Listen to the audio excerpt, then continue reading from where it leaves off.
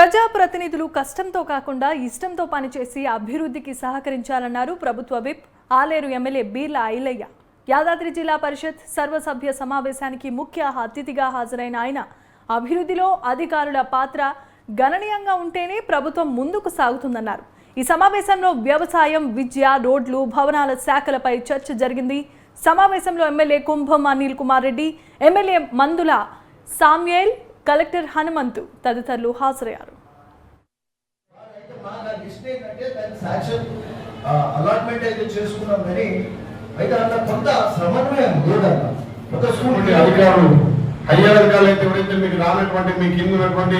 అధికారులకు కూడా రేపటి నుంచి అన్ని 40-50 లక్షలు 2 లక్షలు ఉందా? మరి ఇంత ప్రభుత్వం నిధులు పోతున్నాయి అంటే బాగా చదువుకొని ఈ 5 సంవత్సరాలు లేకపోతే నిన్న జరిగినటువంటి మా మధ్యలో మీ మధ్య ఏమన్నా కోఆర్డినేషన్ లేకున్నా ఇప్పటి నుంచి అన్నదమ్ముల లెక్క కలిసి నేను ఒక ఎమ్మెల్యేగా ప్రభుత్వ ఒక కార్యకర్తగా పనిచేయడానికి ముందుకొచ్చిన మీ సహాయ సహకారం ఖచ్చితంగా కావాలి. మా గౌరవ కలెక్టర్ చెప్తున్నా, మీరు ఈ వారం రోజులు అన్ని శాఖలతో రివ్యూ తీసుకోండి. అందరు అధికారులతో ఇష్టంతో పనిచేయమండి. ఎవరైనా పని చేయకపోతే ఖచ్చితంగా మీరు కూడా దుర్పాల్సిందే, యాక్షన్ తీసుకోవాల్సిందే. గతం ఎట్లయితే 10 సంవత్సరాల కింద పరిపాలనను ఆ రకంగా పరిపాలన అంటే నేను మొన్నటి పరిపాలన తప్పుపట్టట్లేదు. కొంచెం మనసత్వంతో తెలంగాణ వచ్చిన దోషులు మేమే తెచ్చినమని చెప్పి కొంత అధికారులు అతుత్సాహంతో ప్రజాప్రతినిధుల మధ్యలో కోఆర్డినేషన్ లేక పని సంగతి కాలేదు. ఇప్పుడు పనిచేయడానికి రాజకీయ నాయకుల మేము ముందున్నాం. మీరు అధికారులు కూడా అన్ని విధాలు మనం కోఆర్డినేట్ చేసుకుని అన్నదమ్ముల లెక్క ఈ యాదాద్రి భువనగిరి జిల్లాకు మంచి పేరు తెస్తారని చెప్పి ఆశిస్తూ మా ఒరిగొండ ప్రాంతంలో ఉంది. ముద్దాపురం ఏరియా అరువులు వచ్చి ఒరిగొండ తొమ్మిదిలోకి వెళ్ళి ముద్దాపురం అట్లనే లోతుకుంటారు అట్లనే ఒలిగొండకి వెళ్ళి ఏది లోతుకుంట మీదకి వెళ్ళి గురునాథ్పేట 5-6 అట్లనే భువనగిరి మండలికి వెళ్ళి ఒలిగొండ మండలికి వెళ్ళి భువనగిరి మండలం ఎర్రంబేలు మీదుగా ఇక్కడికి వెళ్ళి రేపాటంలోకి వెళ్ళి 7 మూట్ల బయలుకి వెళ్ళి దాదాపు 5-6 కిలోమీటర్లు వాడి రోడ్లు బీటీ రోడ్ లేదు. సో ఇట్లాంటి అన్ని కనెక్టింగ్ రోడ్స్ కానీ అటు కేచిపల్లి ముగింపాక తూర్పుపల్లి సైడ్ రోడ్స్ ఇలాంటి అన్ని ప్రతి మండలంలో ఇట్లాంటి సమస్యలు రోడ్స్ ఉంటే కూడా సో సంబంధిత ఇరిగేషన్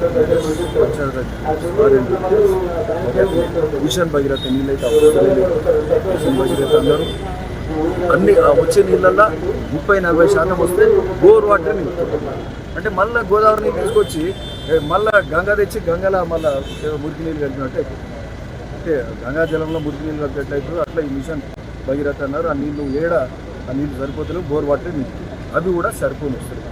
పైప్ లైన్ కావాలి. ఇప్పుడు ఏది కొండపోచమ్మ నుంచి 16 కిలోమీటర్లు పైప్ లైన్ లేదు. సోర్స్ నుంచి నీళ్ళే రాకపోతే మిషన్ భగీరథ ఎట్లా నడుస్తుంది? ఎందుకంటే గత ప్రభుత్వంలో డాక్టర్ అంబేద్కర్ భవన్ పెట్టింది, దాన్ని నిర్లక్ష్యానికి గురి చేసింది, ఏం పట్టించుకోలే.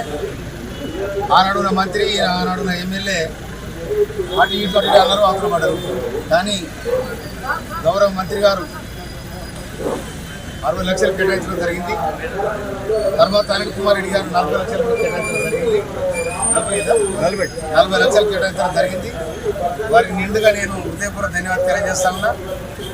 అది హైవే పక్కన ఉన్నది కాబట్టి అది ఒక రిసోర్స్ సెంటర్ కావాలని మేము ఆనాడు శంకుస్థాపన స్టడీ సర్కిల్, తర్వాత దాని రిసోర్స్ సెంటర్ కూడా చేయాలని ఆనాడు శంకుస్థాపన సందర్భంగా ప్రపోజ్ చేయడం జరిగింది.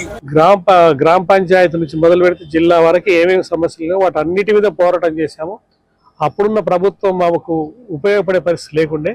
ఇప్పుడు పంచాయతీరాజు వ్యవస్థని పూర్తిగా నిర్మాణాత్మకంగా రాజీవ్ గాంధీ కళ్ళగన్నటువంటి 73, 74 ఆర్టికల్ సవరణ ద్వారా వచ్చినటువంటి హక్కుల్ని పంచాయతీరాజు సిస్టానికి అందే విధంగా ప్రయత్నం కూడా చేశాం.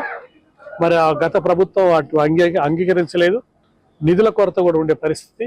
అయినా ఉన్న దాంట్లో మేము సాధ్యమైనంత వరకు స్థానికంగా ఉన్నటువంటి మౌలిక సమస్యల మీద స్థానిక సమస్యల్ని పరిష్కరించే విధంగా మేము ప్రయత్నం చేశాం.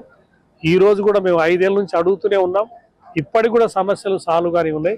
కాంట్రాక్టర్లకు గత ప్రభుత్వం డబ్బులు ఇవ్వకపోవడం వల్ల పేర్లు ఓన్లీ జీవోలు ఇచ్చారు, టెండర్లు పిలిచారు తప్ప పనులు కాని పరిస్థితి ఏర్పడ్డది. దానివల్ల రోడ్లు అస్తవ్యస్తంగా, ఇన్ఫ్రాస్ట్రక్చర్ లేని విధంగా పరిస్థితులు ఏర్పడ్డాయి.